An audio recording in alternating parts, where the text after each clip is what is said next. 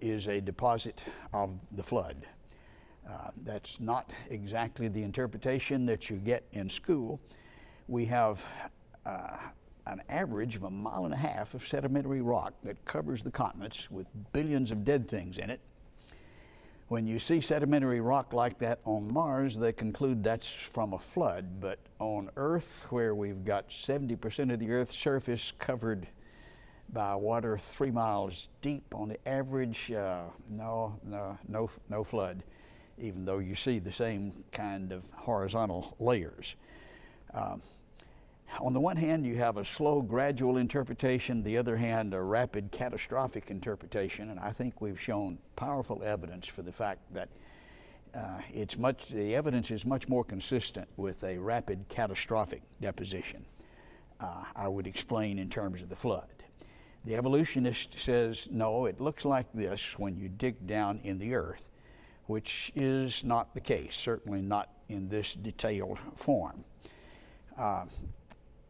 Supposedly representing the progress of evolution through time. The way you test that is proposed to us by Stephen Stanley of Johns Hopkins, who says topsy-turvy fossils would test it. If you find what's supposed to be down, up, or up, down, then you find topsy-turvy sequences that refute. We looked at a number of examples of those, and I think one of the most dramatic and unanswerable involves the footprints at Glen Rose, Texas, the human tracks together with the dinosaur tracks. We looked at the evidence from down in Peru, the Nazca culture over 2,000 years ago, where buried in the Inca tombs, you see pictures of dinosaurs on their cloths and pottery and gold death masks and burial stones. I think those are excellent turvy fossils. We want to travel to Mexico, looking at examples around the world of the kind of contradiction that we see at Glen Rose. It's not just there, but it's all over the world. And in central Mexico, the town of Acámbaro, there's some very interesting evidence. I've personally investigated this with Dr. Swift and 6 trips that were made there.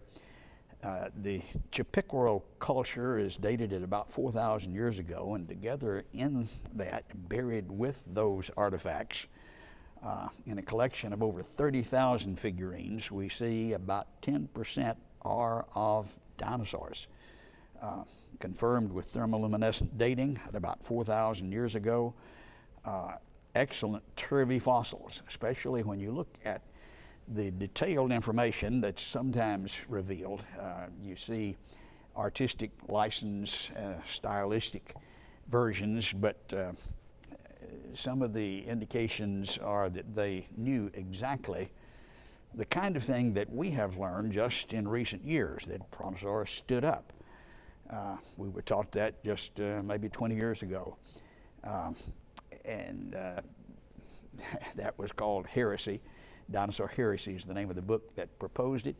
But then Spielberg convinced us that that many of them stood up. But that's an excellent turvy fossil from almost 4,000 years ago.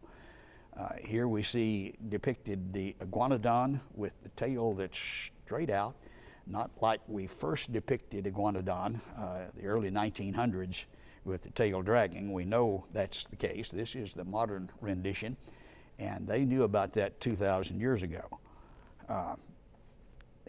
It's just wow. It's identical to what we're depicting today. A wide variety of species and styles are shown here. Here the tail is kicked up, and here it's straight. And sometimes it's stylized, and that's good stylistic, artistic work, I guess. Not necessarily anatomically correct, but nor was that the challenge. This is one of my wife's favorites, and the tail here around the neck is the comic relief, perhaps. But the obvious conclusion is these people were seeing dinosaurs that they lived at the same time, not 100 million years apart. We travel to France, and we see evidence of dinosaurs all over the place. My wife traveled with me here and is standing in front of the Louvre, and in it we see Sir George fighting the dragon. And what does the dragon look like? It looks a whole lot like a T-Rex, doesn't it? From the 1500s, not that long ago. We see depictions of Sir George slaying the dragon all over Europe. And here from Germany, a pretty realistic looking dinosaur. Interesting comment made on BBC News recently about Georgia. 10 things you don't know. There's no mistaking the link to St. George. It's where Georgia got its name.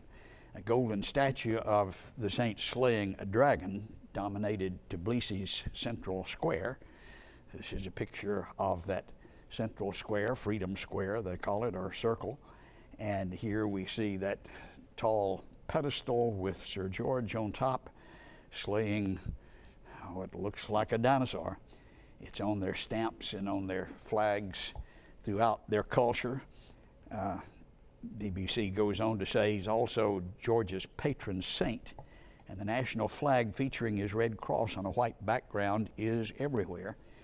That, of course, was the Crusader flag. He was on a crusade in Palestine when he was killed, and we can see his tomb there with the church built over it and depictions of Sir George slaying the dragon all over that area.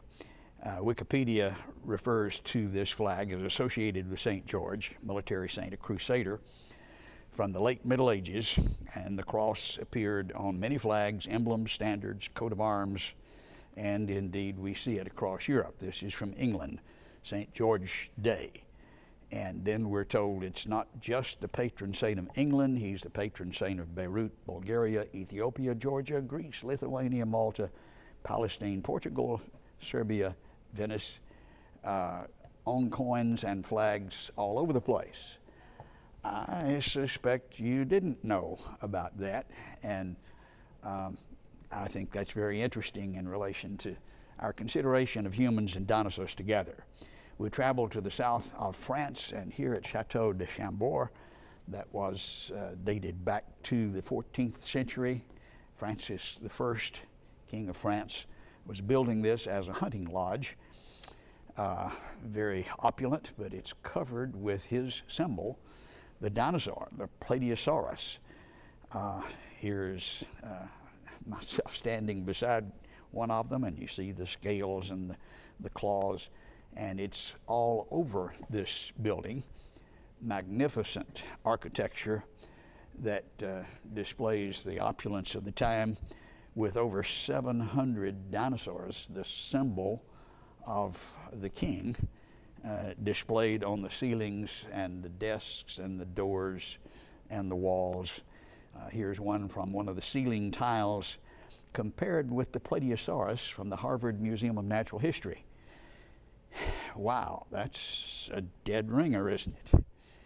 Here's one above the fireplace there in Chateau de Chambord. We travel about 20 kilometers away to Chateau de Blois, a castle that was built a little bit earlier, and again covered with the symbols of the king, the Plateosaur, all over the castle. Again, the symbol of the king, his wife's symbol, was not a dinosaur, but a porcupine. You might make some observations about that. You'd probably get in trouble doing it, but obviously a real creature, and I think likewise with the king. In the throne room, you see tapestry, Flemish tapestry from the 14th century that is depicting a dinosaur-like dragon. Reminds me of, and is very similar to, the Dracorex hogwartia, fancy name from Harry Potter that was given the very dragon-like dinosaur that was discovered and presented at the Society of Vertebrate Paleontology annual meeting attended in 2007 with Bob Barker, who provided the description. Looking at a close-up, you see the head compared with the head of Dracorex hogwartia, and wow, it looks like a dead ringer, doesn't it? Restored to look like this, and we can see why they called it a dragon. On the same tapestry over in the other corner, you see a little juvenile hadrosaur, duck-bill dinosaur, compared with pictures of Mysaurus, just a dead ringer. In the south of France, you see Plateosaurus and Hadrosaur represented, as well as around the country. In England, Leonardo da Vinci made this depiction back in the 1500s. The tail a little curled up, I think some artistic license, and of course recalling from memory the picture. Interesting description by Marco Polo, describing huge serpents 10 paces in length, that would be about 50 feet. The forepart near the head, they have 2 short legs, each with 3 claws. The jaws are wide enough to swallow a man. The teeth are large, sharp. Their whole appearance is so formidable that neither man nor animal can approach them without terror. What does that sound like to you? Maybe it's what it looks like or sounds like. We traveled to Cambodia, back in the jungles near Siem Reap, and we see some of the largest and most beautiful temples ever built by man. Tremendous culture. One of the more famous monument builders was J. Vardaman VII. Took this picture here from the Phnom Penh Museum, and he goes back to 1181 when he began to rule and took over and united the Buddhists and the Hindus and put them together in a Buddhist monastery together with the Hindu figurines. And here it's left in its unrestored state as it was found back in the jungle. As you go to the inside, you see all kinds of carvings covering the stone temple, almost every square inch of it. And you see animals like monkeys and deer, the water buffalo, the parrots, very literally portrayed, sometimes rather artistically. And just inside the front alcove with this huge monument above it, you see the column here with the water buffalo, and then below it, wow, there is a Stegosaurus. Any 12-year-old in the country will look at that and say, wow, there's a Stegosaurus. And some will say, well, it's not exactly anatomically correct. Well, the artists are not necessarily trying to do that. You look, for example, at this Hittite lion here at the Archaeology Museum in Istanbul. Compared with a literal lion, no, it's not exactly the same thing, but then artists don't have them posing there, and then their artistic ability is sometimes challenged if they do it just exactly like it is in life. Here is a Syrian lion from Palmyra, the Archaeological Museum there, and then one from India. No, not anatomically correct, but stylistically artistic, yes. And this is much more literal. In fact, we tested what artists would do, the real question, with an art class at the University of Texas there in Arlington, and none of them got their Stegosauruses from memory that they drew as accurately as we see on the temple to Prom in Cambodia. I think it's just obvious evidence, more evidence, proof of the co-occurrence of humans and dinosaurs. I think we need to think about what that means. We've run through lots of different kinds of evidence. From the footprints, we look at the skeletons that were buried in Moab, and well, maybe they fell down a crack. Maybe they were in a mine cave-in, even though we've got males and females and infants and no broken bones and no tools. Doesn't look like a mine, but it could be intrusionally buried. Not so with footprints. And we looked at that excavated from under the overburden, the sequence right, left, with 5 toes, instep, heel. This kind of evidence is not just at Glen Rose. We see it in England and in France and in the countries throughout Europe. We see it in Mexico. We see it in Cambodia. You just have to close your eyes to miss this. And of course, it is selectively excluded when we begin to consider the claim that they're millions of years apart. Well, that doesn't fit, so you leave that out. And so you need to see the rest of the story. Good science demands all of the evidence. But the implications of finding them together are well understood by the opposition. Notice the statement by Arthur Strahler, who's professor of geoscience at Columbia University. He says, "It is conceivable that a scientist will someday discover human bones among dinosaur bones in such a relationship that it's highly likely humans and dinosaurs lived at the same time. Such a finding would deal a crushing blow. The hypothesis of evolution would be falsified."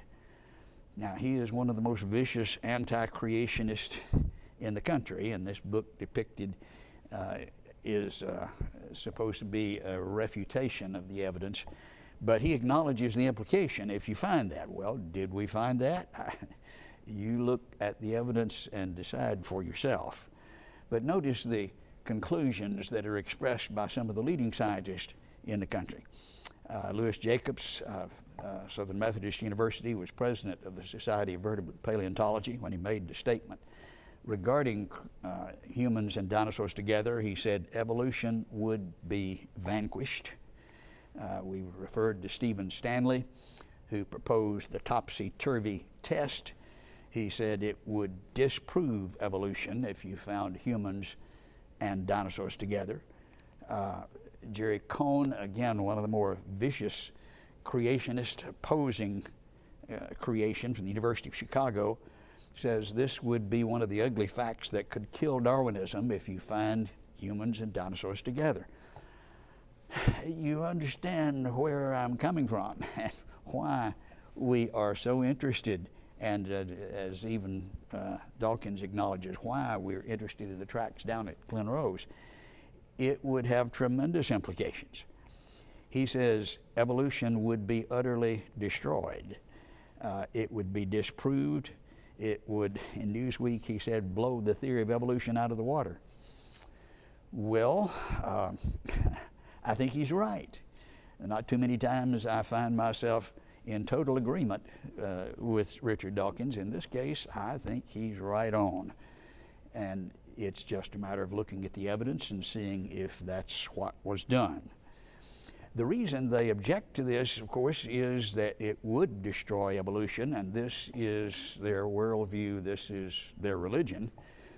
And this is the mainstay, the geologic column, but as we suggested, this is not what you find when you dig down in the earth. It's correlated, it's co-related, pieced together, based on assumptions. These are not rock units separated by millions of years, I think we've been able to show. Rather, it demonstrates ecological zones that are arranged selectively, that are preserved by a catastrophic flood. Things lived at the bottom of the ocean, lived together, but different from things on the plains and up in the mountains. And we see ecological zonation today, and that was buried and preserved, and that's what we find when we dig down in the rocks. Billions and billions of dead things in rocks laid down by water all over the world. Comparing this representation to see if it fits as a model, things up found down, things down found up, well, yes, we find that all over the world.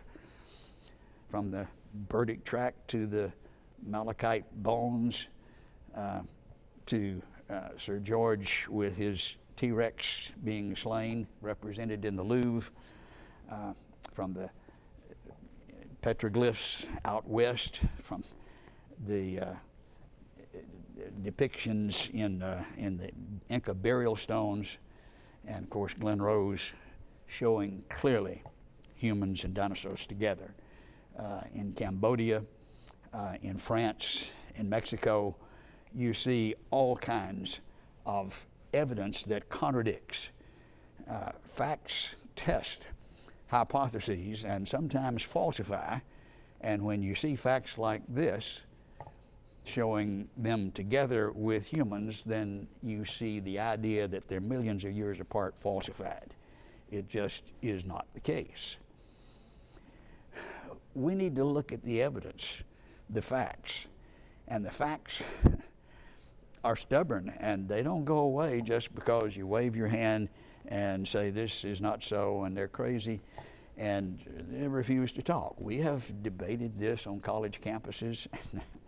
I think it's a great exercise to just look at the evidence.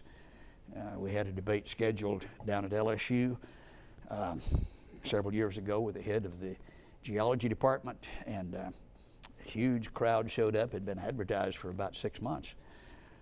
We had over 400 people in an auditorium that would designed to seat about 300, and the professor didn't show, and so I won. I lectured for about an hour, spoke, answered questions for another 30 minutes. Well, actually went on longer than that. Interestingly, they did a survey as the students were coming in. They made them fill out a card, the organization that put this on, Campus Crusades, and they found out that 53% of them were creationists. I think that's a disproportionate amount of what normally would be represented on a college campus there at LSU.